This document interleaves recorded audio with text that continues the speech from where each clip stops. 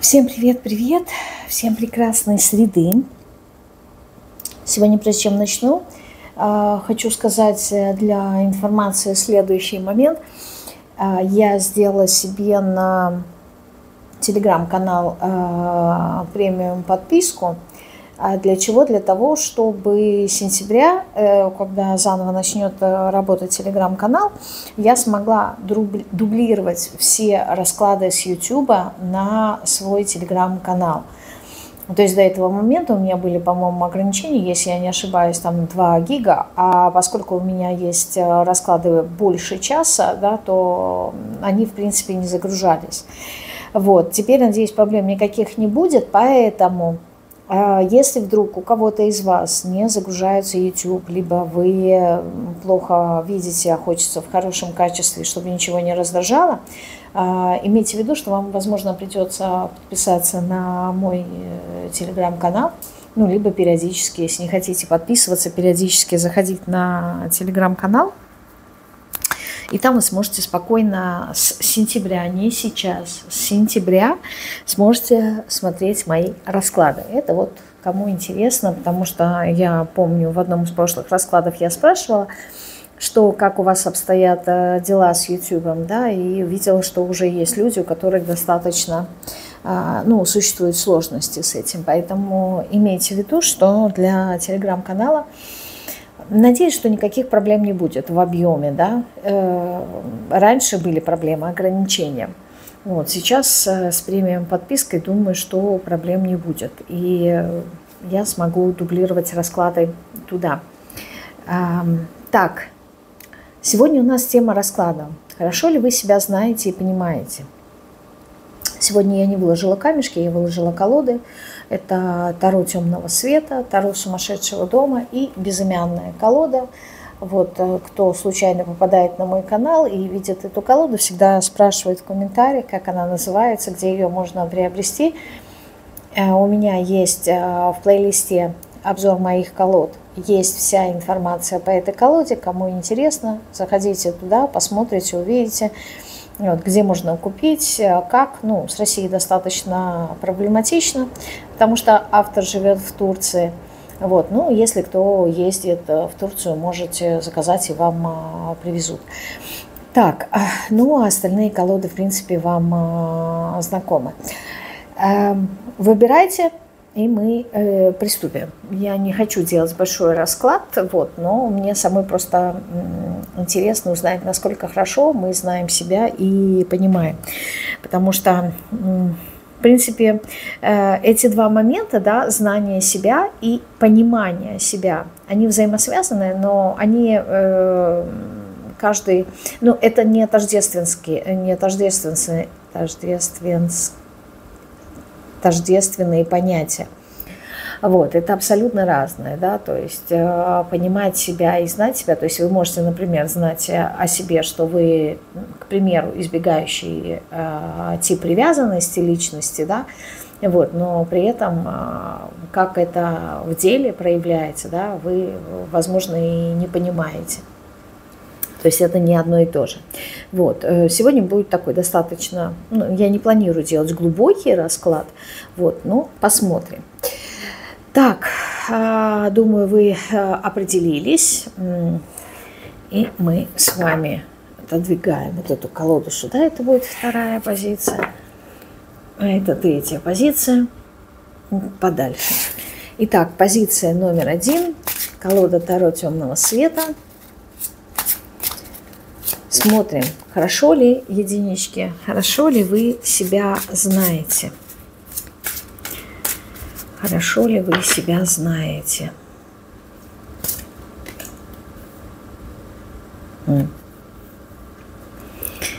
Хорошо ли вы себя знаете? Сказать, что вы себя знаете, здесь, понимаете, ответы да и нет. Почему такой двойственный ответ? Потому что, с одной стороны, вы, в принципе, могу сказать, что вы себя понимаете, вот, но бывают какие-то такие моменты в вашей жизни, да, когда, возможно, Не то чтобы здесь что-то непредсказуемое появляется, а когда открываются у вас какие-то дороги, открываются горизонты, вы, возможно, здесь могут всплывать какие-то моменты вас, которые вас самих могут удивлять. То есть, возможно, в обыденности, да, в своем поведении вы знакомы с собой, вы понимаете себя, понимаете свои модели поведения, да, потому что вы такой достаточно логический человек, человек, который любит анализировать вещи, да, любит углубляться, понимать, структурировать все эти моменты, то есть разумности вам не занимать.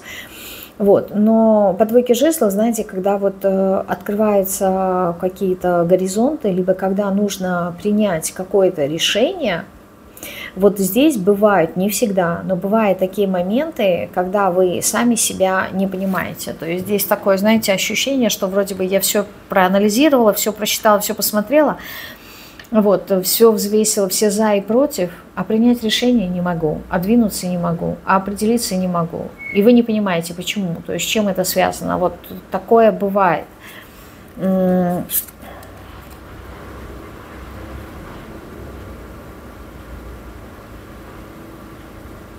Иногда у вас бывают моменты, когда вдруг здесь предмет какой-то неожиданности, внезапности. То есть обычно вы такие структурные, понятные люди, но иногда бывает, вот что-то нахлынуло. И вам не совсем понятно, то ли это гормоны, то ли это эмоции, то ли это еще что-то, то есть то ли это какие-то скрытые моменты. Но бывает так, что вы можете резко менять свою какую-то, не знаю, позицию, да, либо вот резко от чего-то отказываться, то есть ставить точку. То есть вроде бы, знаете, как вот, ну, все нормально было, да, ничего не предвещало, а потом вдруг вы как-то вот повели себя не совсем предсказуемо для вас самих.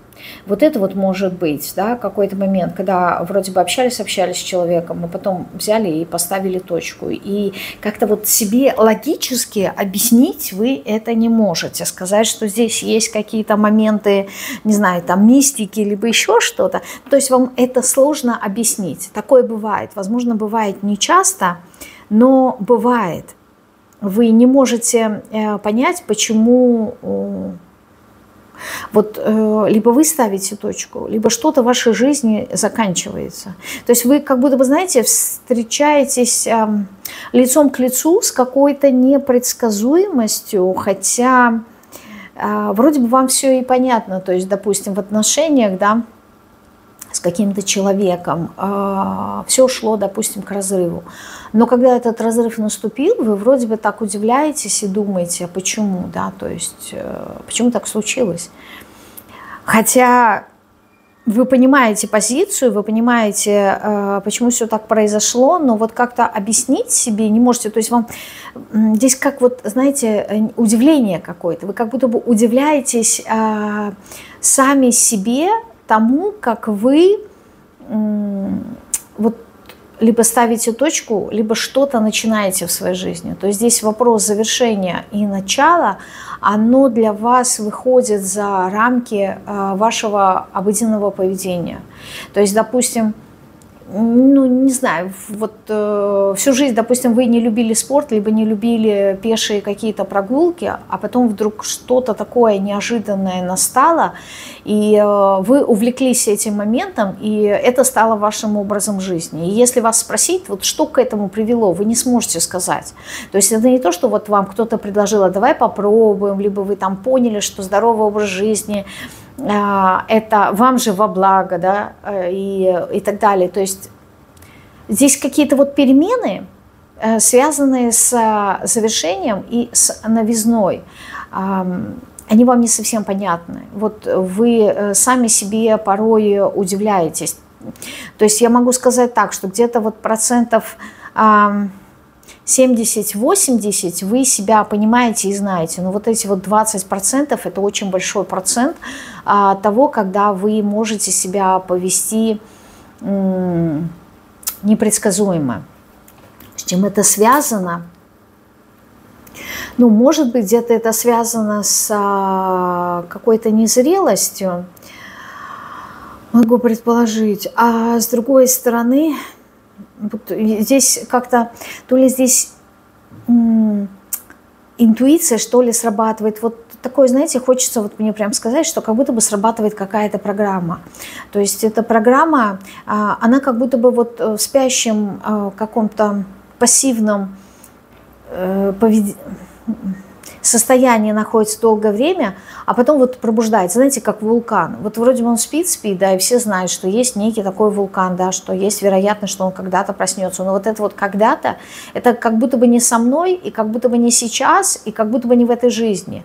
А потом, когда это случается, вы вроде бы вы понимаете, да, что это природа вулкана, он рано или поздно просыпается, но вы одновременно, да, и с пониманием природы вулкана вы не понимаете, а почему он проснулся, то есть что послужило тому, что он проснулся. Если вам скажут, ну, просто проснулся, там, я не знаю, какие-то вот здесь обстоятельства, не зависящие от вас в некоторой степени,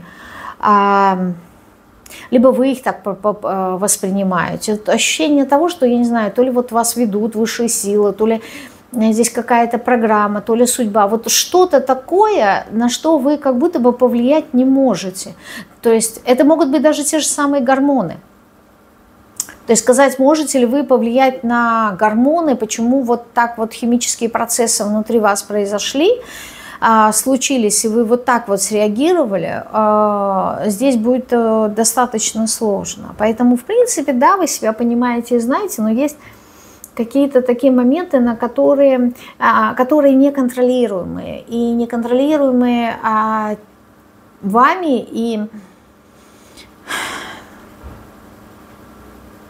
но я не вижу, чтобы здесь вот были, я просто по ощущениям стараюсь понять, насколько вам это дискомфортно. Нет, здесь, скорее всего, вот какая-то такая непредсказуемость. И в некоторых случаях это вам во благо оборачивается, а в некоторых случаях, знаете, вот как вот состояние аффекта. То есть это случается, и вы в шоке сами от себя. Типа, что либо я что натворил, либо что вытворил. То есть в зависимости от того, какие последствия от этого поступка происходят. Что вы еще не знаете о себе? Да? Что еще вы не знаете о себе? Насколько вы хороший, возможно, мастер, возможно, ну, то есть профессионал, чего вы достигли, да, уже здесь нету осознания этого момента. То есть, возможно, вы просто работаете, да, делаете какое-то дело на постоянной основе, и вот именно какого совершенства в этом деле достигли вы не осознаете, у вас нету понимания. Вы просто это делаете, потому что вам нравится.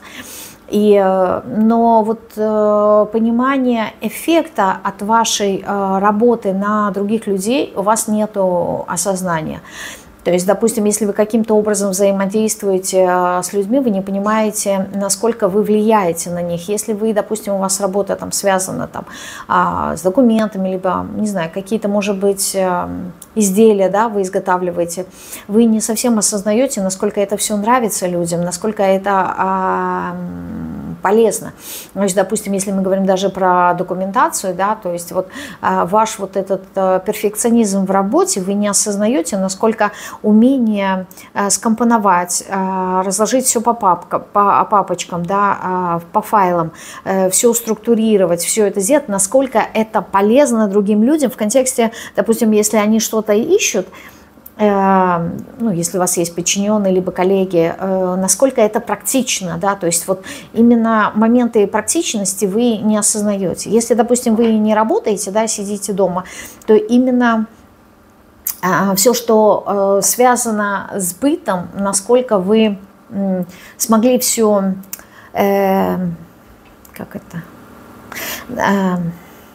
организовать, да, так, чтобы вот это было практично, чтобы это было удобно, то есть вы это не осознаете.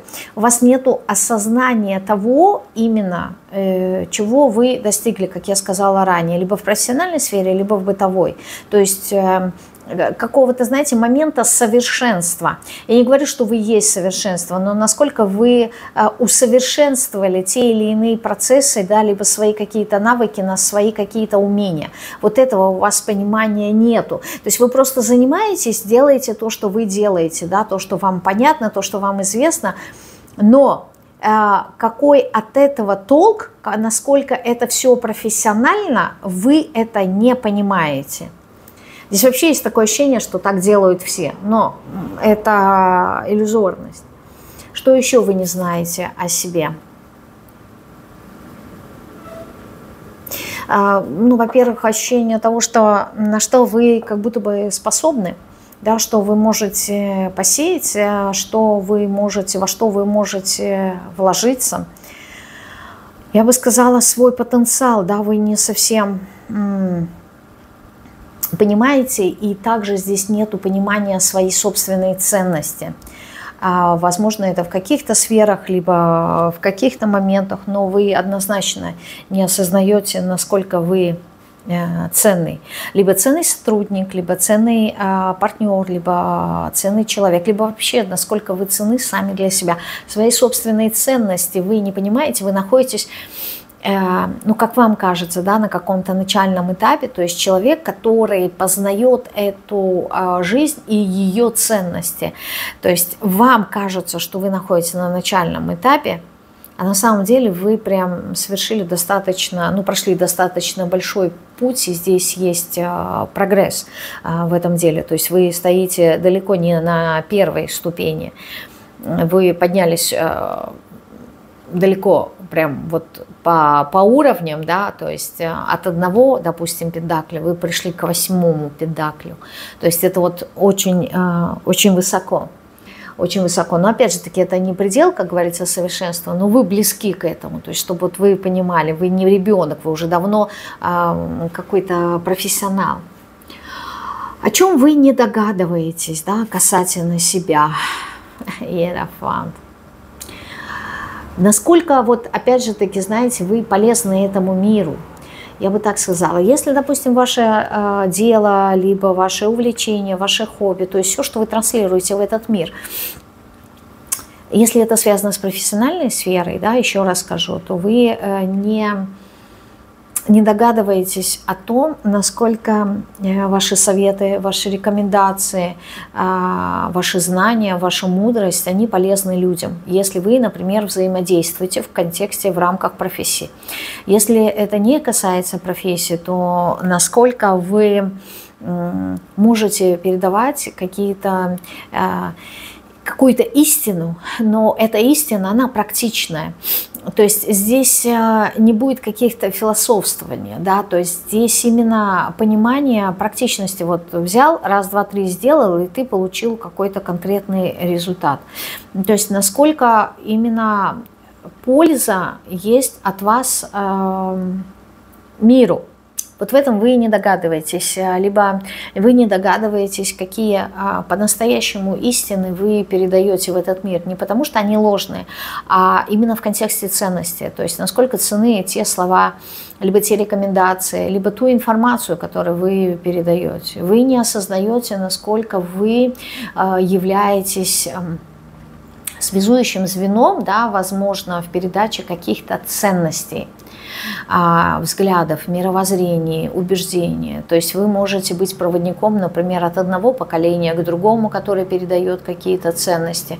Вы можете быть ключевым человеком в жизни других людей. Вот это вот вы об этом не догадываетесь. То есть здесь, знаете как, то вы можете слышать, вот, к примеру, да, допустим, если вы коллега, да, вам пишут в комментариях люди о том, что вы не представляете, насколько, допустим, ваш расклад был мне полезен и нужен, был своевременный и вот прям в точку попал. Ну вот вы можете это прочитать в комментариях и скажете, ну окей, человек поблагодарил, но какой это эффект действительно возымел над человеком, вы этого никогда не поймете. Не потому, что вам об этом не говорят, а потому, что вы как будто бы не можете в полной мере это ощутить на себе. Здесь, то есть вы не проживаете то, что проживают другие люди, которые получают от вас вот какие-то, может быть, инсайты. Sorry. Об этом вы не догадываетесь. Еще о чем вы не догадываетесь?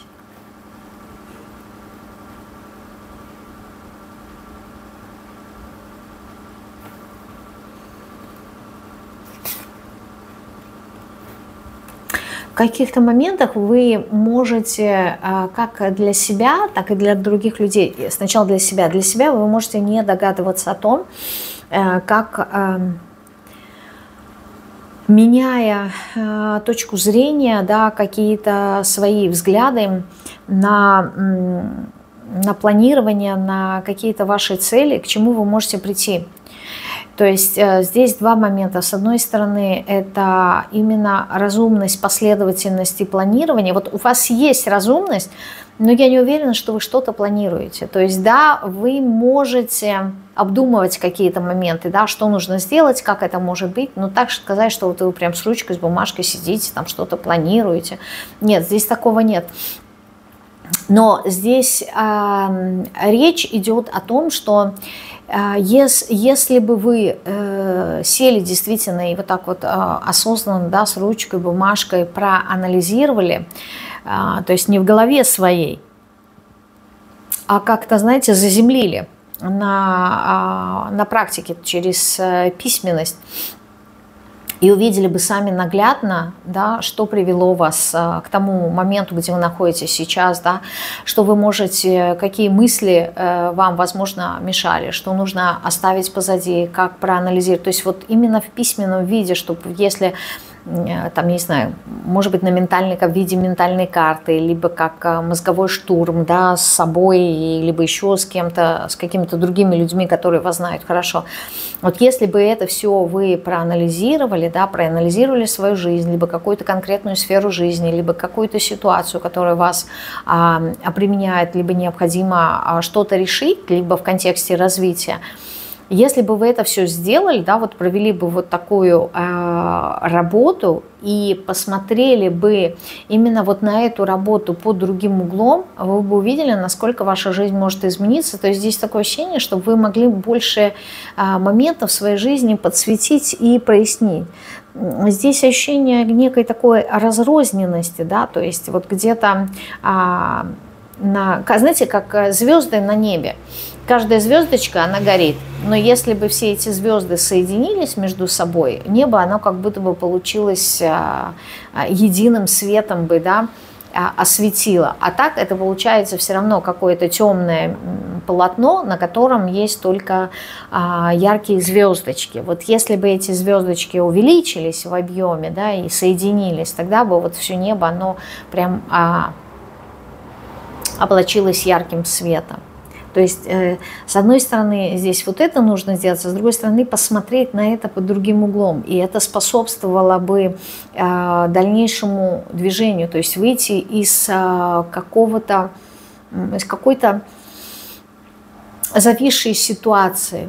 То есть это если касательно вас. А если касательно людей, то вы не догадываетесь о том, насколько вот именно ваша структурность и понимание процессов помогает людям выйти из каких-то своих ограничений. То есть умение подсветить убеждения других людей, рамки, либо программы, которые их останавливают и ограничивают, они как раз-таки способствуют тому, чтобы человек либо от чего-то освободился, да, пересмотрел какую-то свою ситуацию, либо ситуация сдвинулась с мертвой точки. То есть здесь такие моменты.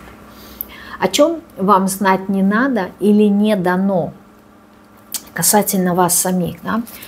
О чем вам знать не надо? О вашей силе. О вашей силе. То есть вам не дано как будто бы познать вот то, что я сказала здесь, вот в полной мере. Вы себя ощущаете в рамках вашего тела. То есть ваше восприятие себя, оно ограничено вашим телом. То есть вот если бы визуально вы могли бы увидеть, например, как некий такой сосуд, да, либо кувшин, и из него выходит джин. И вот этот вот джин-волшебник, да, какие объемы он принимает по сравнению с тем сосудом, в котором он находится. Вот эта аналогия, это примерно про вас. То есть ваш сосуд, он маленький, но джин, как дух воздуха, да, он может во много раз превосходить именно тот сосуд, в котором он живет.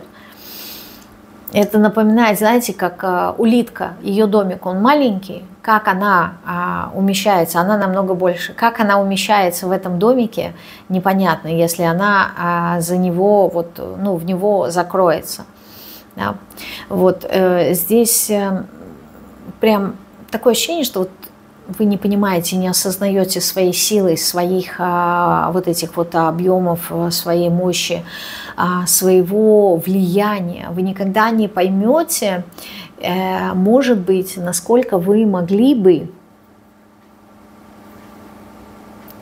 повлиять на свою собственную жизнь и на жизнь других людей, используя, например, силу любви. То есть здесь какие-то такие моменты. Вот ощущение вашего влияния, да, либо ваших способностей в полной мере, не в контексте вот именно вашей жизни, да, как человека, вот таким вы являетесь на данном этапе, да, то есть в теле человека. Вот здесь, ну, можно было бы сказать, да, что здесь есть душа, есть некая такая суть, и она намного больше по объемам того тела, в котором вы проживаете. И из-за этого вот эти вот, на что способна эта суть, да, эта душа, вы, как будто бы вам в этом воплощении не дано познать. Вы, либо вам еще и не надо. То есть вот это может быть как не надо и как и не дано. Но в принципе это примерно одно и то же, примерно. Вот, свою силу, свою мощь вам не дано познать.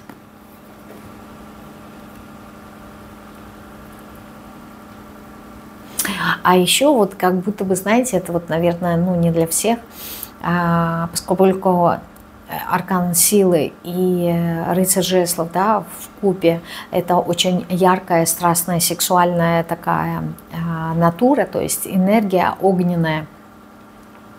Возможно, вам не надо знать, либо не дано, насколько ваша сексуальность, независимо от того, кто вы, мужчина или женщина, имеет влияние на других людей.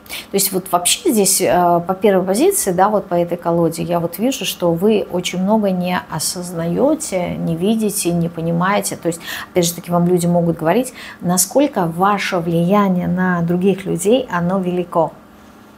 Неважно. То есть вот здесь вот как будто бы какая-то харизма, что ли, есть. Но это вот именно на уровне вашей энергии, ваших вибраций.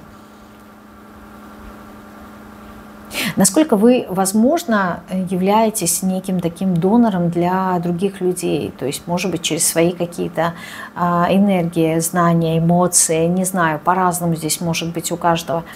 То есть вот именно силу своего влияния не в контексте манипуляции, а вообще при взаимодействии с другими людьми, вот свою как будто бы вот эту вот мощь внутреннюю вам не дано понять. Либо вам это и не нужно знать. Ну, может быть, вам и не интересно, да. То есть, как, насколько я влияю. Ну, хорошо другим людям, и ладно, да.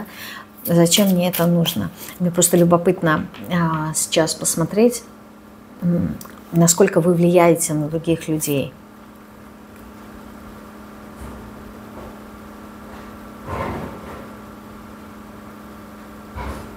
Здесь есть влияние на то, что вот вы как будто бы,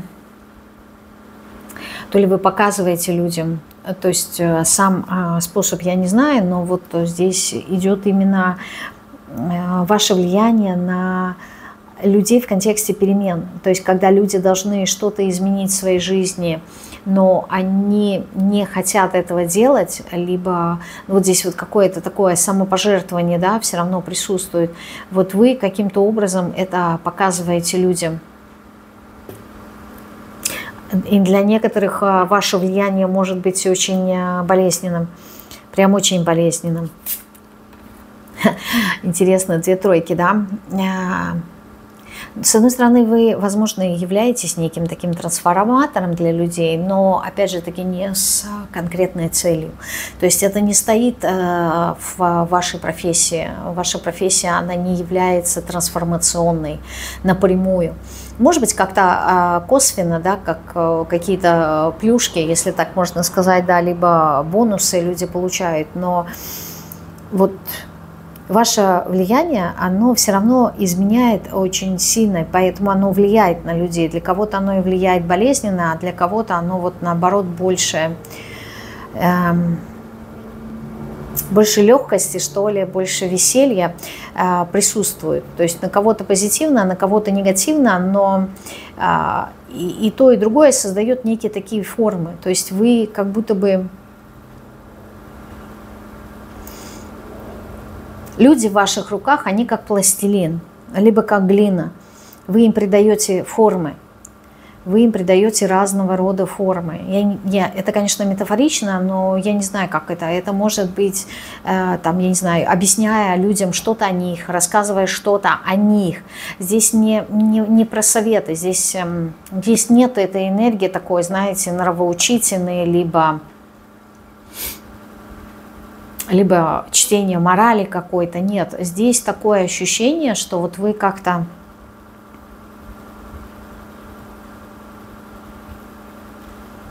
своей энергией, то есть при взаимодействии с вами люди обретают некую форму. И для кого-то этот процесс, он болезненный, а для кого-то он приятный, легкий. Но вот у меня чувство, как будто бы, знаете, вот человек к вам приходит как комок глины какой-то, да, либо комок глины, либо вот пластилин.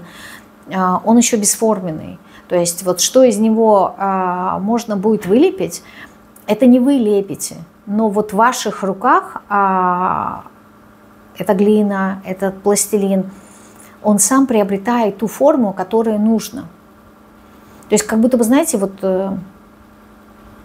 этот материал, он ждал, когда его возьмут в ваши руки, и именно в ваших руках он начнет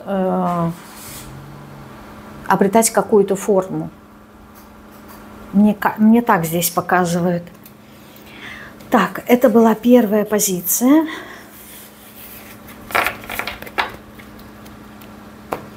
И колода Таро темного света. Так, а вторая позиция у нас на Таро сумасшедшего дома. Двоечки, давайте посмотрим, насколько хорошо вы себя знаете и понимаете. Насколько хорошо вы себя знаете и понимаете.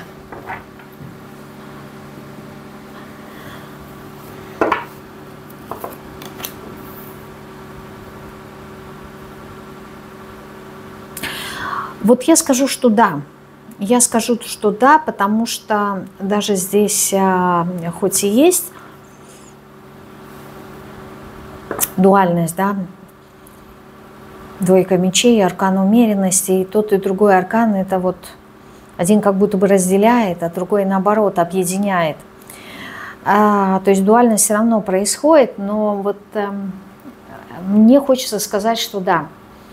Вы знаете себя хорошо, причем эти знания вы получаете, если кто-то осознанно работает над собой, через крайности. То есть вот с одной стороны вас бросает в одну крайность, потом вас бросает в другую крайность, и тем самым вы понимаете золотую середину.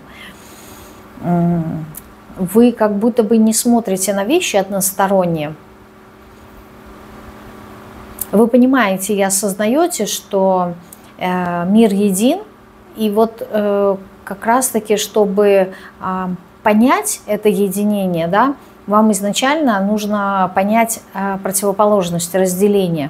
То есть вам сначала, вы как-то вот познаете все в полярности, да, то есть либо у вас сначала все хорошо, потом все плохо, либо густо, пусто, либо темная сторона, либо светлая сторона. И вот эти крайности, куда вас бросает, да, в отношениях, это качели, это способствует тому, чтобы в конечном итоге вы приходили к какому-то своему балансу, то есть к равновесию. То есть задача здесь прийти именно к равновесию внутри себя самого. Но для этого вам все равно нужно понимать, здесь мне идет, знаете, как слово, как биоритмы какие-то. Ну, плюс ко всему метеозависимые люди. Но мне почему-то идет какие-то вот биоритмы, вам нужно понимать. Либо вы поняли. Поэтому хорошо ли вы себя знаете? Думаю, да. Думаю, вы знаете себя и понимаете. И очень часто, наверное, отслеживаете, что ваша жизнь, она состоит из каких-то полярностей, либо из каких-то контрастов. То есть, ну так, в принципе, все живут, но вы это очень хорошо видите, вы умеете это замечать и отслеживать. Хорошо ли вы себя знаете? Да. У меня такое чувство, что вы находитесь в коннекте с самим собой, понимаете? И это так интересно, потому что, с одной стороны, вот вы как будто бы во внешнем мире находитесь как маятник, да, то в одну сторону колеблетесь, то в другую. Ну вот это внешний мир. А внутри себя вы как-то вот, исходя из информации, которую воспринимают ваши нейроны, и в мозге это все интерпретируется, вот вы как-то находите там золотую середину. Я не могу это объяснить, но вот здесь какая-то такая картинка идет. Вы как будто бы понимаете себя через других людей, которые противоположны вам. То есть если вас, допустим, окружают люди не совсем...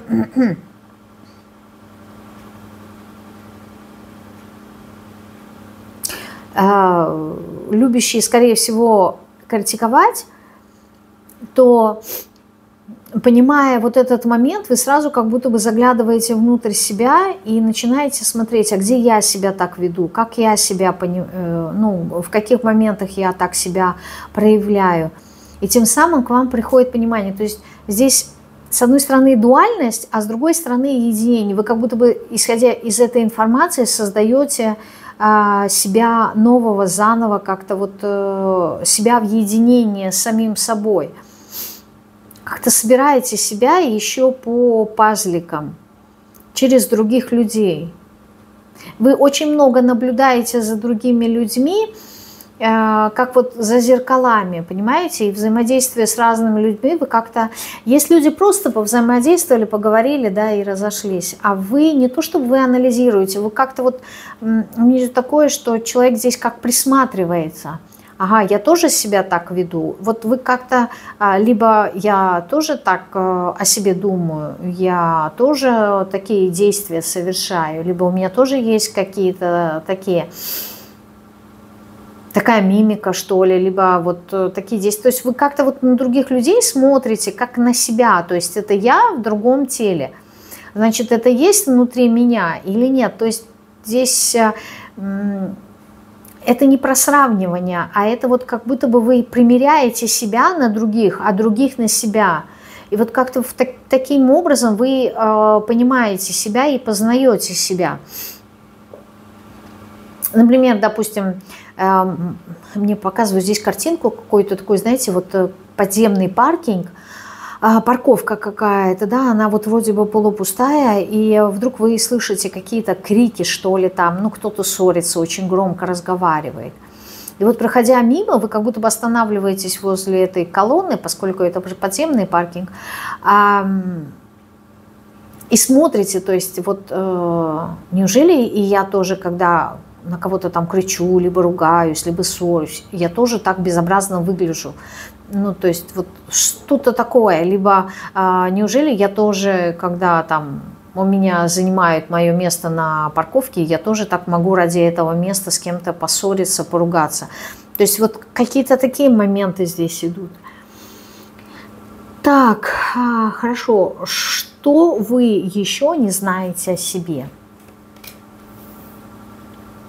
Вы не знаете, каким образом вы можете материализовывать свои какие-то задумки, да?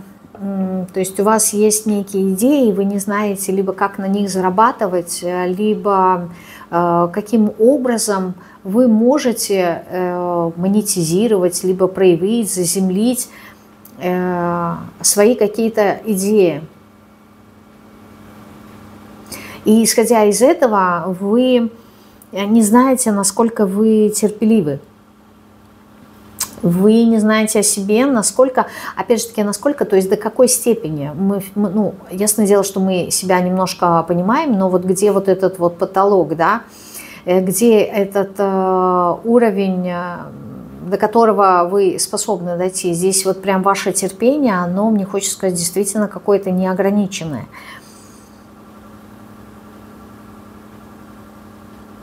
Вы не знаете о себе то, насколько вы работоспособны, насколько вы трудяшки.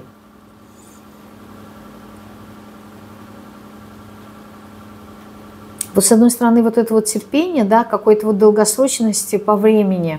То есть другой бы уже бросил, а вы все равно продолжаете, делаете, делаете. Конечно же, это может рассчитываться в каких-то моментах как негативно, то есть вы, возможно, не знаете, когда надо бросить, да, закончить какое-то дело, которое не дает результатов. А в каких-то моментах это хорошо. Почему? Потому что вот именно вот эта вот долгосрочность, она и приводит в конечном итоге, да, вода камень точит, к какому-то результату. Вот умение понять, где надо продолжать, а где нет. Вот этого, возможно, у вас нету, но само вот это вот качество, да, какой-то выносливости, вот вы не знаете, насколько вы выносливы. Что еще вы не знаете о себе? Возможно, на данном этапе, насколько вы нуждаетесь в какой-то заботе, насколько вы нуждаетесь сейчас в защите.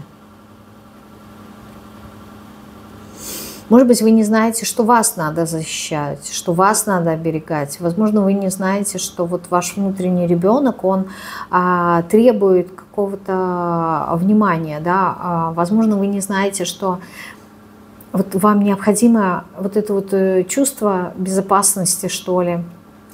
Либо вы не знаете, что для кого-то, что у вас есть какое-то такое место силы, в котором вы можете восстанавливать эти силы. Вот туда, знаете, вы к этому месту вы подходите, либо находитесь в этом месте, и вот там вот вам хорошо, да, то есть я могу довериться здесь, вопрос расслабленности. То есть либо вы не знаете, как вам нужно научиться расслабляться, либо вы не знаете, как довериться. То есть здесь доверие, какие-то вот базовые потребности идет на расслабление, на доверие, на безопасность. Или это по отношению к другим людям, или это по отношению к вам самим. Вот это вот вы не знаете о себе. Потому что вы знаете, насколько вы можете быть заботливым по отношению к другому человеку, насколько у вас вот этот материнский инстинкт, он проявлен. Неважно, есть у вас дети или нет, то есть вот вообще позаботиться о людях, о человечестве, о животных, о природе, у вас это есть. Но вот именно по отношению к себе, насколько у вас велика вот эта вот потребность, насколько у вас велика вот эта вот нужда, насколько вы нуждаетесь, вот это вы не знаете. Еще что вы не знаете. Насколько вы любящие, насколько вы можете идти на уступки, да, насколько вы можете как-то вот подавлять свои какие-то потребности ради других людей. Это знание как таковое, оно у вас есть, но опять же таки вы не знаете, в контексте вопроса, да, что вы не знаете о себе, насколько, может быть, вот это качество, да, оно идет в ущерб вам, да, то есть оно вам не во благо. То есть, с одной стороны, здесь именно объемы, насколько именно вы можете быть таким человеком, любящим, понимающим, принимающим, либо насколько, вот опять же таки, это в контексте терпения, да, как долго вы можете терпеть, то есть вот именно вот эта выносливость, да, насколько вы можете долго угождать другим людям, то есть вот этого вы о себе не знаете, а с другой стороны, возможно, вы не совсем понимаете, насколько вы можете действительно любить безусловно, вот насколько большое ваше сердце. И это не в переносном смысле, а в прямом, да, насколько вот именно большое ваше сердце, ну не физическое я имею в виду, а душевное, вот какое-то психологическое, насколько вы можете... Мне идет просто, знаете, образ принимать людей. Мне идет образ пеликана. Вообще символ пеликана – это символ материнства, самопожертвования, да, когда, согласно мифу, да, либо были некой такой, когда пеликан, не имеющий возможность кормить своих детенышей, когда нет возможности, да, как-то отлучиться от них и накормить, существует такое, скажем, поверье, да, когда он начинает сам себе бить в грудь для того, чтобы вскармливать детей, ну, метафорически, да, своим сердцем, либо своей кровью, своей плотью, да, чтобы они не голодали. То есть вот насколько вы готовы пойти на самопожертвование. Вот символизм пеликана, вот, и не случайно это символ как раз-таки и материнства, и заботы. То есть вы, вот насколько вы способны на самопожертвование, вы не знаете. О чем еще вы не догадываетесь? О чем еще вы не догадываетесь? Насколько вы легки, насколько вы приятны в общении, насколько вы можете быть хорошим другом, но не в контексте верности, а в контексте приятного времяпрепровождения. То есть насколько с вами бывает приятно, легко, весело, беззаботно. Ну вот, насколько вы способны на любовь, с одной стороны, а с другой стороны, насколько вы можете очень долго, опять же таки про время, да, долгое время можете входить в иллюзии, закрывать глаза на своего истинного партнера и наделять его, либо проецировать на него свои какие-то иллюзии.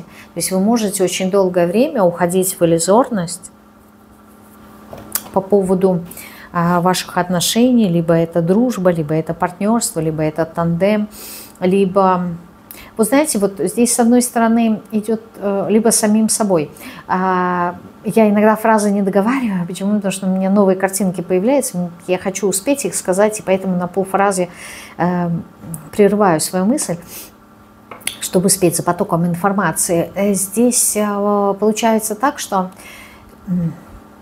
возможно, ваше желание любви отдавать, именно отдавать эту любовь, не получать, отдавать, оно настолько велико, что вы можете, ну, с одной стороны, да, вы можете перекармливать, да, быть гипер в каких-то моментах эмоциональных, выражения, отдачи этой любви, а с другой стороны, вы можете уходить в заблуждение, то есть... Ну вот, не знаю, иногда, знаете, пожертвование себя, это может рассчитываться в каких-то моментах как героизм, и это восхваляется, и это поощряется, а в каких-то других моментах это может доходить до, не знаю, до идиотизма в контексте того, что, ну, вы себя разрушаете во имя кого-то другого, и хорошо, если это другой человек, либо ситуация недостойна этого, потому что, как правило, ну, недостойны, есть какое-то вот неравенство, но все равно вот в этом-то и заключается иллюзорность, да, что вы можете отдавать свою любовь, либо любить того, кто не заслуживает, кто недостоин этого, понимаете, то есть тот, кто недостоин в контексте, тот, кто не ценит, не осознает то, что он получает. Конечно, здесь мы можем сказать, что это, возможно, какие-то уроки, либо долги из прошлых воплощений, но вот здесь это есть. То есть вы не догадываетесь, где, возможно, вы переходите границы дозволенного и начинаете заниматься саморазрушением. Вот. Ну и в контексте самого себя. То есть закрывать глаза на свои какие-то потребности и так далее. Так, и последний вопрос. О чем вам знать не надо, либо не дано? О чем вам знать не надо? По каким-то причинам здесь показано то, что ваша система, она сейчас разрушается.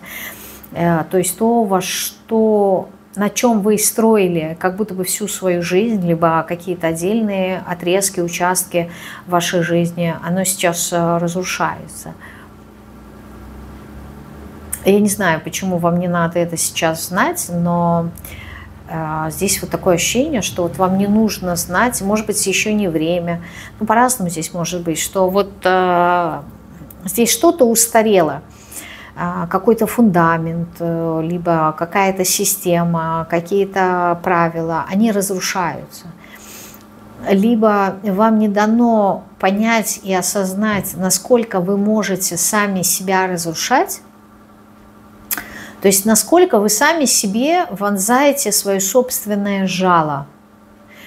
Не могу понять, для чего, вот, но вот здесь вот какие-то могут быть программы разрушительные. И, скорее всего, вам не дано понять, либо не надо знать, насколько вы можете сами себя разрушить. Почему? Потому что, ну, наверное, вы так это и сделаете.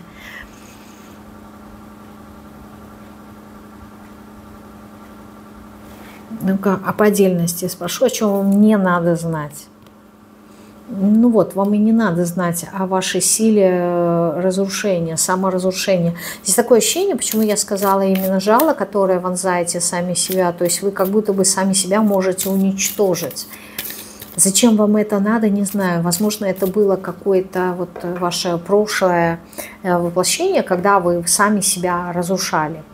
Опять же таки, через, может быть, какое-то самопожертвование. Но вот здесь какое-то членовредительство, вы сами себе вредите. Возможно, это какое-то психологическое отклонение. Я не говорю, что у вас это есть сейчас. Может быть, это было в прошлом. Либо, не знаю, в этой жизни в прошлом, либо в прошлых воплощениях. То есть вот силу и мощь разрушения системы. Вот вам это знать не надо, насколько вы способны. Либо, если это не касается вас, а вообще каких-то правил, да, что, ну это вот знаете, как разъяренный дракон, да, то есть он такой тихий, спокойный, вроде бы, да, мудрый, там, может просто летать в облаках, либо чахнуть над своим злато, но насколько он способен все сжечь, да, выпустив из себя огонь, насколько он может быть разрушительный, насколько он может разрушить, там, я не знаю, условно говоря, империи, вот эту вот вашу разрушительную силу вам знать не надо, либо нет, не надо. А что вам не дано, я хотела сказать, либо не дано, но потом я вспомнила, что я отдельно хотела спросить, что вам не дано.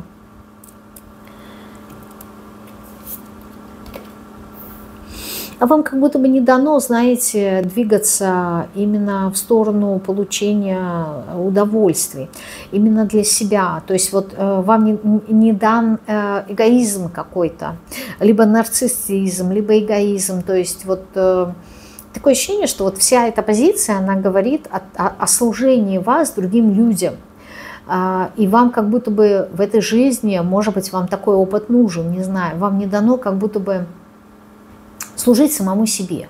получать, вот как-то либо расслабиться, либо вот здесь вот, кстати, это ваша потребность, да, вам не дано расслабиться, либо получить удовольствие от самих себя, либо прийти к какому-то определенному успеху. Что это за успех?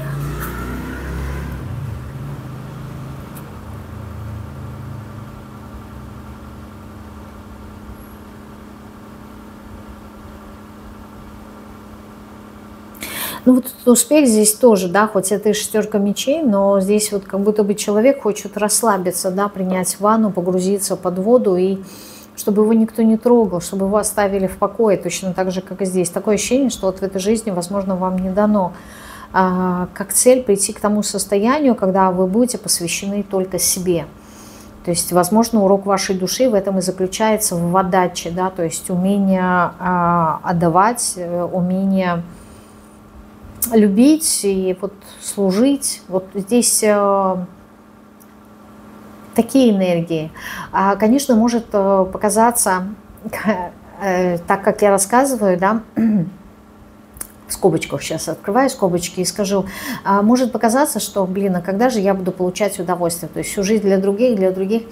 Вот вам нужно смотреть не в таком ракурсе, а именно в ракурсе того, что вы от этого и получаете удовольствие, когда вы служите другим, когда вы что-то делаете для других, когда вы отдаете, когда вы заботитесь. То есть вы от этого, вы тот человек, который дарит подарок и получаете от этого больше удовольствия, чем сам принимающий этот подарок. И это не говорит о том, что подарок не нравится человеку, которому вы дарите. Он нравится, но вот именно ваша радость от состояния, от того, что вы отдаете, от того, что вы что-то делаете хорошее, от того, что вы что-то делаете доброе, что вы что-то несете в этот мир, вот это вот ваше состояние, оно намного больше и ценнее, чем то, что вы хотели бы получить взамен. То есть вы, когда отдаете, вы уже от этого получаете удовольствие. Поэтому здесь, ну, у меня такое ощущение, что это все-таки идет из прошлых жизней, да, вы как будто бы отдаете дань, да, какие-то долги, поэтому вы служите, но здесь нету, либо не всегда, не во всех моментах, даже если есть какие-то предательства, разочарования, вы все равно такое ощущение, что не отдавать не можете, не служить не можете. Это ваша природа, понимаете? И вот как будто бы, не делая это, вы отказываетесь от самих себя, и вам это тоже не нравится. Поэтому если выбирать что-то отдавать, служить и делать этому миру, другим людям, животным, природе, не знаю, и не делать, вы, конечно же, будете делать, потому что, ну, иначе это будете не вы. Так, это вот такой расклад, да, был для двоечек.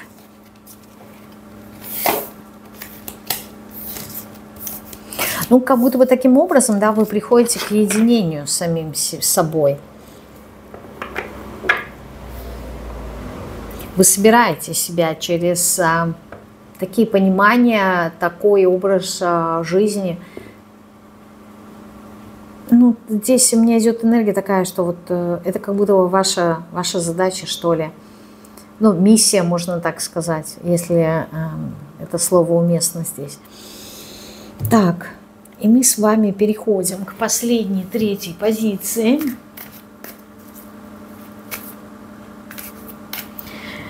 Троечки. Хорошо ли вы себя знаете и понимаете? Да, будем смотреть на безымянной колоде.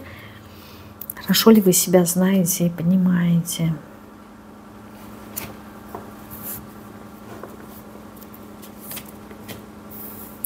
Ну, вы работаете над этим, да, давайте так скажу. Вы прикладываете к этому очень много усилий, вы долгое время идете к этому.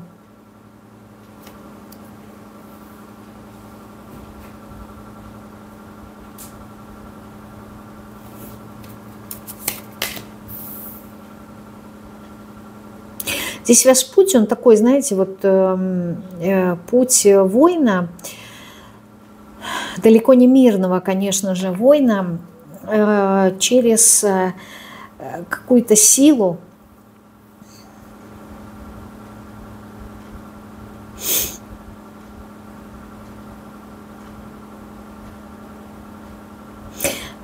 Здесь идет борьба, здесь идет какая-то вот ментальная война внутри вас, да, с самим собой. Вы как будто бы все время с чем-то сражаетесь. Здесь активность есть. Либо это физическая, если нет физической, вы в голове. Если нету в голове ментальной, то вы на физике. Здесь человек, который все время с чем-то сражается, что-то отстаивает, за что-то борется. Человек, который хочет чего-то достичь любой ценой. То есть вот такое ощущение, что здесь какая-то вот безмерная внутренняя сила, которая хочет познать себя, да, через, причем это разрушающая такая сила.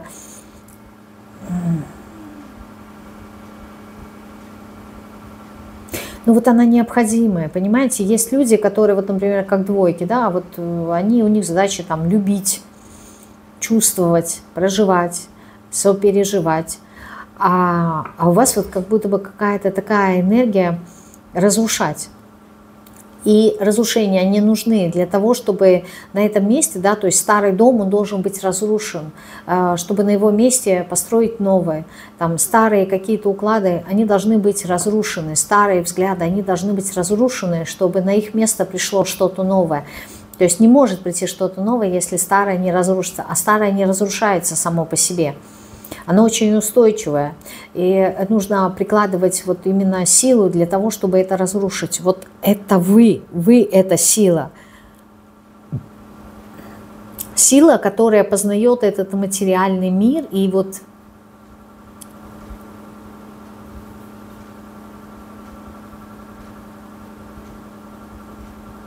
она как будто бы вот разрушает. Ну, ясное дело, да, что здесь как-то аркан справедливости, да, и восьмерка все время здесь проходит.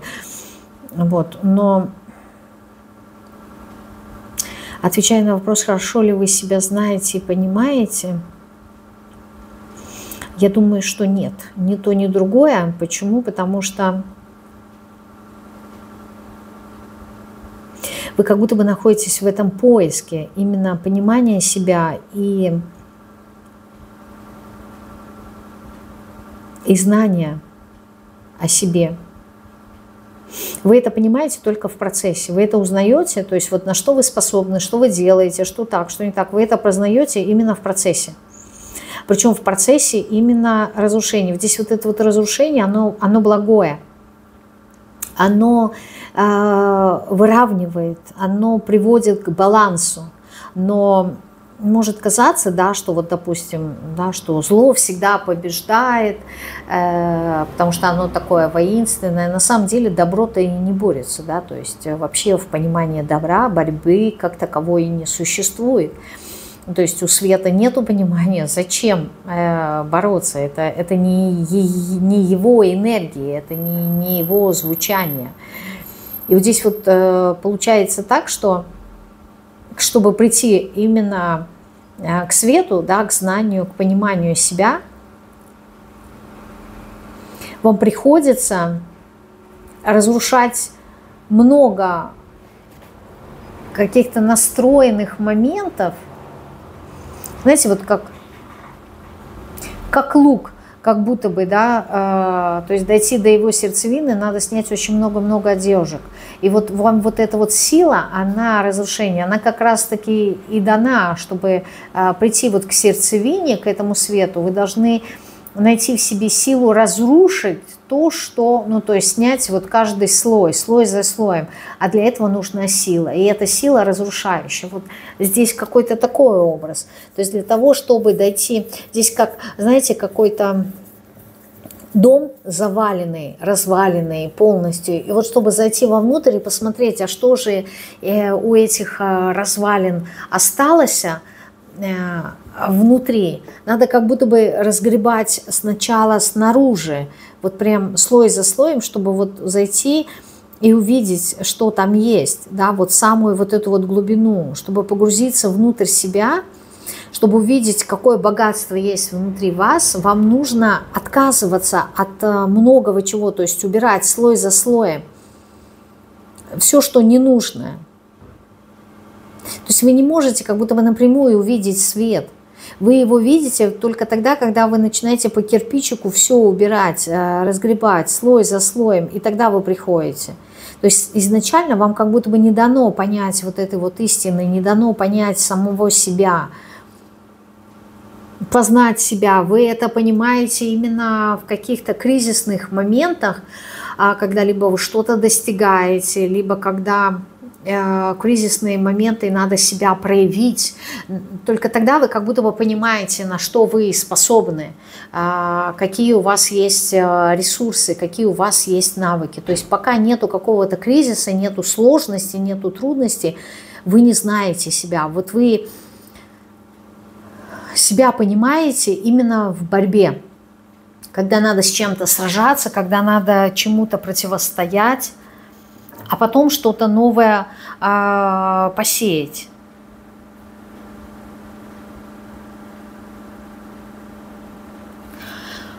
Так, странно здесь, но думаю, попробовала донести до вас, потому что мне информацию всегда показывают метафорично, да. Эти образы надо еще и правильно проинтерпретировать. Хорошо, что вы еще не знаете о себе? Семерка мечей. Насколько, хочется сказать, ваш ум изощренный, насколько ваш ум, он хитер, но здесь с хорошей точки зрения, да, конечно, может быть, вы способны, да, на какие-то самообманы, да, на уловки, на вхождение в иллюзии, вот, но в таком случае это происходит неосознанно, конечно же. Где, в каких моментах вы себя обманываете, да, вы это тоже можете не знать о себе, но вы не знаете, насколько вы можете придумывать разные какие-то такие многоходовки, очень сложные и одновременно оригинальные, где вы можете быть каким-то таким первопроходцем, то есть использовать свой интеллект таким образом, который не свойствен большинству людей. То есть вы можете мыслить не то чтобы другими категориями, а здесь какие-то стратегии вы можете очень интересные выстраивать.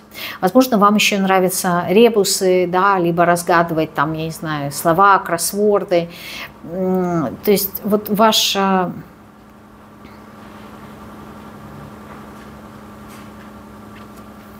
Ваш ум, мне показывает, он был бы очень практичен в тех моментах, где надо как-то, вы знаете, обмануть врага, выстроить какие-то ловушки. Вот я про ловушки сказала, да, если кто-то живет, например, в частном доме, да, есть участок, все такое, вот вы четко знаете, куда надо поставить эту ловушку, чтобы поймать мышь. Вы всегда ее ловите, хотя мыши, они очень умные на самом деле, да, их легко-то и не поймаешь.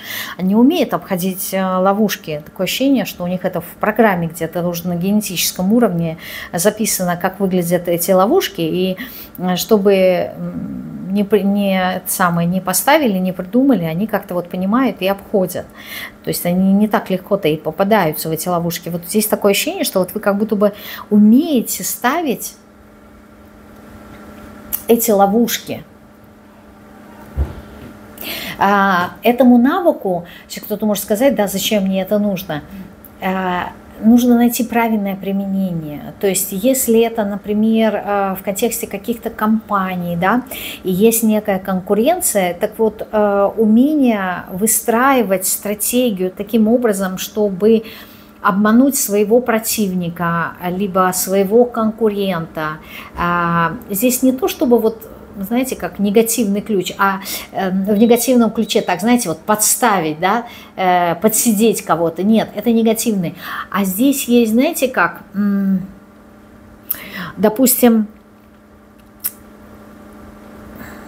вы составляете какой-то договор, но так интересно используете формулировку, что, создавая самому этот договор, вы в любой момент можете обойти, как-то найти окна в этом договоре, чтобы это вот вам было как-то во благо. То есть здесь, как это вам объяснить?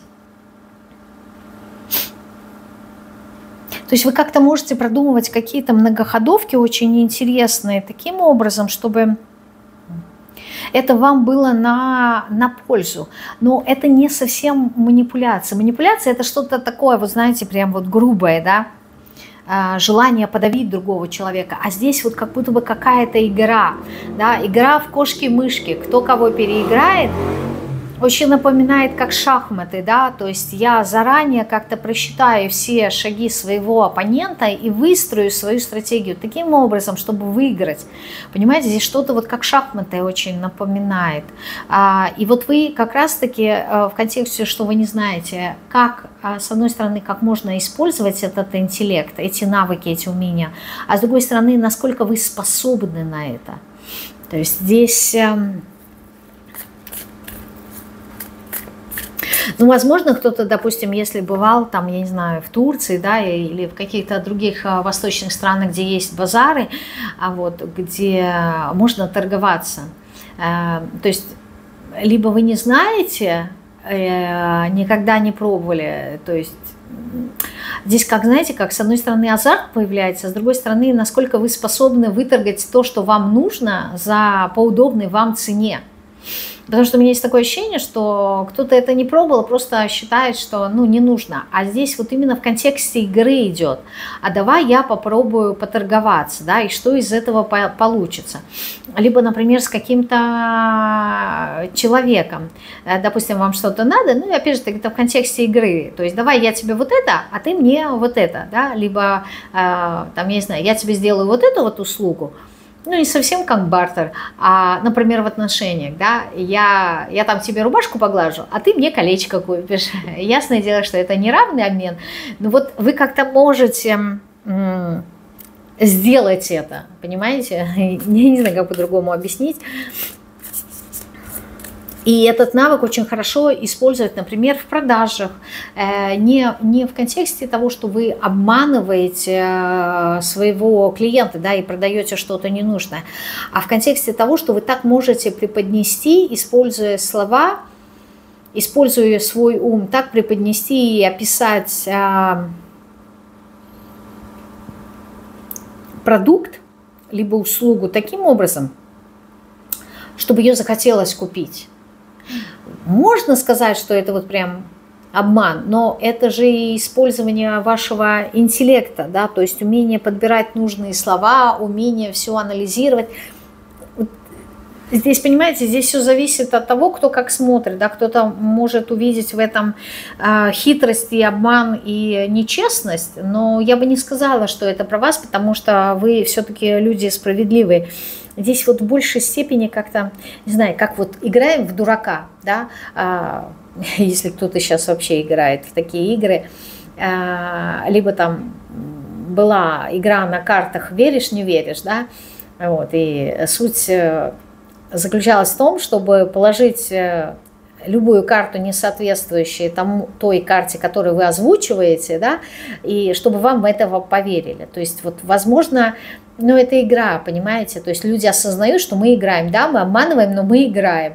И вот в этом есть какой-то вот азарт и получение удовольствия. И вот у вас есть эта способность, я про это хочу сказать. Но вы об этом как-то вот либо не знаете, либо не пользуетесь, либо вам это кажется, нет, это вот прям вообще не про меня. Что еще вы не знаете о себе? Ну, во-первых, вы не всегда понимаете, куда вы идете, вы не понимаете, с чем вы сталкиваетесь, и вообще вы не понимаете, зачем вам куда-то нужно идти. То есть все, что связано с движением, вы это не знаете о себе. То есть либо вы не понимаете, куда иду, с чем столкнусь, зачем мне это нужно, и вообще, почему я должен куда-то уйти, оставлять позади какое-то такое хорошее, тепленькое, насиженное место и двигаться дальше. То есть здесь получается так, что есть какие-то силы, которые вас ведут, вот, и вы не совсем это понимаете. Поэтому периодически сталкиваетесь именно с моментами, я не знаю, куда я иду. Такое чувство, что я иду, куда глаза глядят, и при этом я не совсем понимаю, почему я это делаю, но я этого хочу. И вот это вот «я хочу» – это и есть показатель сил, которые вас ведут. Ну и также вы не знаете, куда вообще вы придете, к чему вас ведут, либо приведут. Еще что вы не знаете о себе, что иногда вы бываете очень резкими, очень такими жесткими, да, может быть, бескомпромиссными. Опять же таки, вы это не знаете, потому что вы не смотрите на себя со стороны, а когда вы находитесь изнутри, то есть вы это проживаете, вам кажется, что это нормально. То есть вот ваша справедливость иногда, она может восприниматься очень болезненно, и вы можете быть конфликтными, вы можете быть бескомпромиссными, то есть то, во что вы верите, вы прям будете идти напролом, всех будете переубеждать, что вот так вот это правильно, это правда. Вот это вот вы не знаете, потому что вы это не замечаете, но другие люди видят, да, насколько вы можете быть жесткими. Что еще вы не знаете о себе? Ну, видите, с другой стороны, вы солнышко. Вы не знаете, насколько вы можете согревать других людей, насколько вы их можете мотивировать, вести. То есть, возможно, ваши лидерские качества, вы их не понимаете. Также вы не можете знать, почему, например, для вас важна свобода, свобода слова, свобода выражения.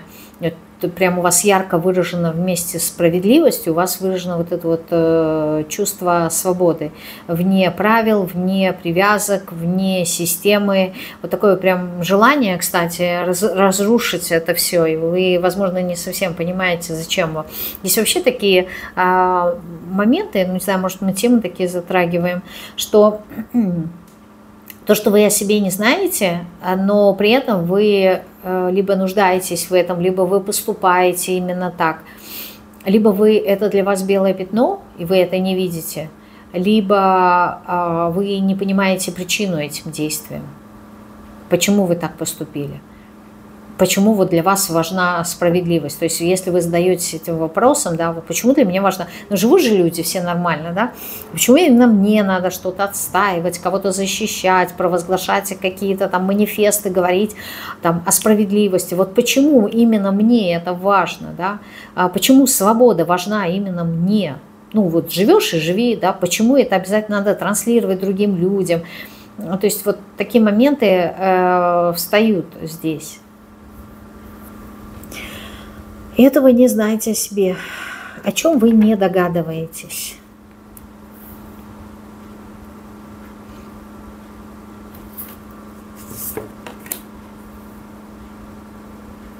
Ну вот, насколько вы можете причинять боль другим людям во взаимодействии с ними. Это вот опять-таки в контексте вот этого рыцаря мечей.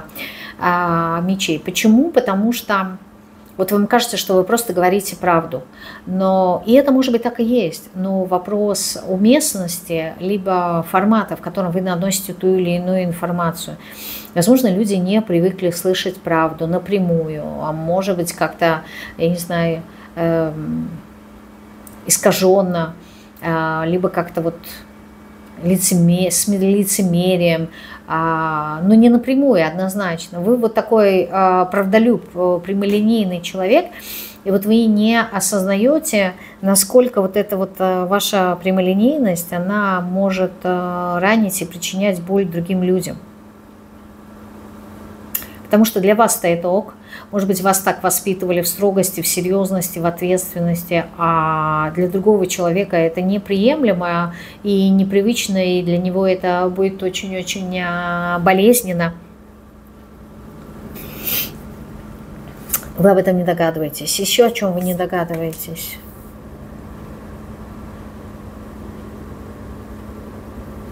О каких-то тайнах.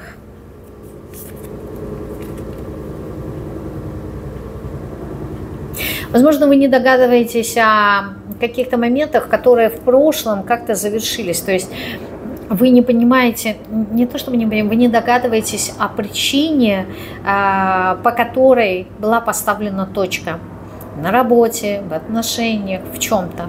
То есть почему что-то завершилось. Вы не догадываетесь. И если я говорю не догадываетесь, это не значит, что...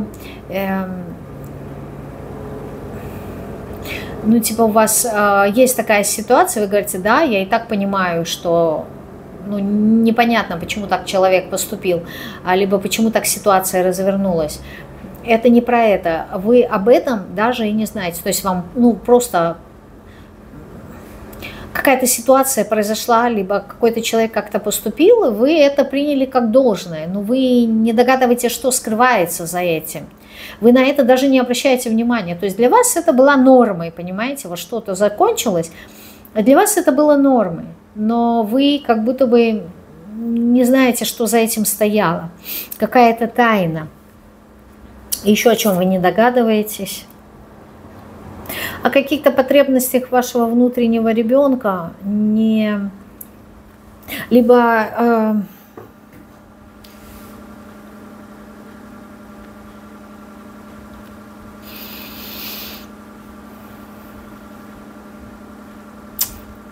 вы не догадываетесь о каких-то здесь...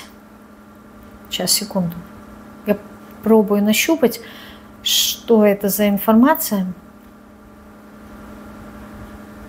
Здесь как будто бы с одной стороны идет речь о каких-то инсайтах, о каких-то... какое-то вот вдохновение, что-то связанное с каким-то состоянием эмоциональным. То ли вы не догадываетесь, что послужило причиной этому, как это произошло, то ли вы не догадываетесь, что как будто бы хочет воплотиться через вас. Какая-то идея, что ли, может быть, это что-то связано с творчеством, ну, что-то связано с глубиной, с каким-то состоянием. То ли это будет что-то еще, может быть, это какое-то предложение. Вы как будто бы еще не догадываетесь, но это вот ощущение того, что это вот в преддверии, это должно случиться, это еще не случилось, и вы об этом не догадываетесь. О чем вам знать не надо? О каком-то завершении, о каком-то разрушении, что что-то разрушилось. Возможно, какая-то дружба, возможно,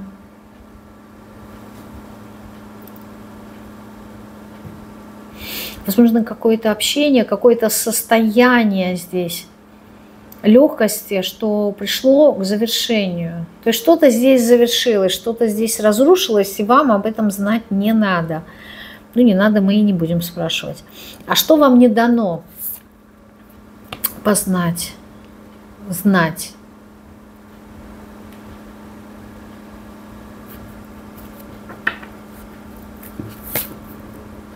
Какая-то дорога, какое-то движение. Ага, то есть вам не дано знать, либо познать, как прийти к реализации какой-то своей мечты, либо желания вашей души. Ну вот не дано вам знать. То есть, возможно, если кто-то там задумывается, да, в чем, допустим, там мое предназначение, либо в чем моя миссия, в чем моя задача, либо как я должна прийти к чему-то, либо почему меня душа ведет туда, либо почему я иду в этом направлении. Помните, у нас 8 была здесь кубков. Вот вам это не дано познать, куда. То есть такое ощущение, куда вы идете, либо как к этому прийти. И это не говорит о том, что вы к этому никогда не придете. Это говорит о том, что вам не будут даны подсказки. То есть вы будете идти на ощупь. Знаете, вот иногда люди хотят гарантии, говорят, вот мне нужна конкретика, скажи, как я к этому приду. И люди не отдают себе отчета в том, что если дать готовый ответ, то осознания не будет. И вот именно непосредственно акцент нужно держать не на конечную точку, а на сам путь. Почему? Потому что бывают такие моменты, что не важно, куда вы придете, а важно, кем вы станете, когда вы туда придете. То есть путь, который вы пройдете, он намного важнее, потому что он формирует вас, чем сама конечная точка. И поэтому здесь вам не будут говорить, как вам прийти к тому или иному желанию. Почему? Потому что велика вероятность, что вот этот вот маяк, вот эта вот звезда, она не является целью. Это просто пряник. А целью является как раз-таки ощутить, как говорится, на своей шкуре этот кнут. Да, почему? Потому что именно он формирует вас как личность. И поэтому вам либо не будут говорить, как вам прийти к этому, либо для чего вам нужно идти. И это не значит, что вы должны от этого всего отказаться, а это значит лишь просто, что вы должны идти, идти и идти. И в процессе вы будете это понимать. Либо вы сами должны это узнать. Есть такие задачи, когда, знаете, особенно после раскладов люди иногда спрашивают: окей, я поняла, да, эту информацию, а что мне теперь делать? И вот здесь иногда бывают такие моменты, когда я получаю ответ о том, что оставь этого человека, он сам должен понять. То есть вы должны получили информацию и дальше с ней самостоятельно разбираться. Конечно же, вы не будете понимать, но вы все равно должны совершать какие-то действия. Очень много разных ошибочных действий, оно приведет к пониманию того, куда же мне в конечном итоге нужно идти. Но не потому, что изначально был прописан маршрут, а как раз-таки вот эти вот ошибки, то, что мы называем, туда туркнулась, головой ударилась, здесь стену пробила не то, дает понимание, как делать не надо. И из этого формируется как раз-таки путь, а куда же в конечном итоге нужно идти. Если бы изначально вам сказали, что вот вам нужно пройти вот это, вы либо отказались от этого пути, либо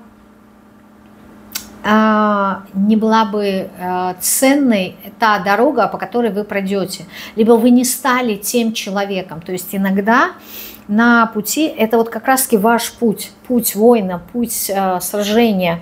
То есть когда вы с чем-то сражаетесь, вы что-то разрушаете, что-то кому-то говорите, вы получаете обратную связь. Эта обратная связь, она формирует ваш характер. И в конечном итоге вы становитесь, кем вы становитесь, не потому что вы пришли в точку Б, а потому что на этом пути вы сражались, вы отстаивали, вы оттачивали свои умения, вы шлифовали свой характер. И в конечном итоге вы стали тем, кем должны. И это не благодаря точке Б, а благодаря пути, по которому вы шли. Я думаю, я донесла до вас информацию, потому что здесь такое ощущение, что многие люди задаются этим вопросом, то есть когда закончится эта трансформация, очень частый вопрос, когда люди спрашивают, когда закончится трансформация. Так вопрос не в том, чтобы она закончилась, а вопрос, чтобы вы стали тем, кем должны благодаря этой трансформации, потому что это выбор вашей души, стать тем, кем эта трансформация вас хочет сделать, тем, кем вы должны стать. И вопрос, если я быстрее закончу трансформацию, это не говорит о том, что потом все будет ровно и хорошо, потом будет что-то другое, что будет вас формировать. И это путь души, который бесконечно что-то меняет, видоизменяет внутри нас. Но однозначно могу сказать, что если вам это дано, та или иная трансформация, сложность, трудность, если кто-то может сказать, что это череда, что я всю жизнь как-то мучаюсь, это выбор вашей души. И вы его смогли прожить, либо сможете прожить. Вам не будет дано больше того, чего вы не сможете вынести. За это у нас отвечает ангел-хранитель. Это его задача, чтобы вы этот путь прошли, чтобы вы прожили столько, сколько ваша душа, то есть согласно вашему контракту, что вы должны прожить, вот он за этим наблюдает, он ответственен за это, и поэтому он будет создавать, помогать вам, создавать те или иные трудности. Кто-то может сказать, ну неужели он такой садист, создает такие трудности? Это его задача, создать ту обстановку, создать ту ситуацию, в которой вы должны будете прожить эти трудности, потому что это прописано в вашем договоре, и его задача, чтобы вы этому договору следовали, чтобы вы ему прошли. А если такой договор есть, значит, однозначно вы выживете. Да? То есть однозначно вы придете в ту точку, к которой вы должны прийти. То есть здесь сомнений не должно быть. Просто нужно набраться терпения и идти по этому пути. Вот такой был сегодня расклад. Напомню, если кто не слышал в начале и дослушал до конца, что с сентября я буду дублировать расклады на своем телеграм-канале. И вам нужно либо подписаться на него, либо заходить, ну, условно говоря, 3 раза в неделю туда, чтобы посмотреть расклад, если у вас есть проблемы с YouTube, и вы не можете спокойно посмотреть расклад. На этом все. Прощаюсь с вами. Всем пока-пока.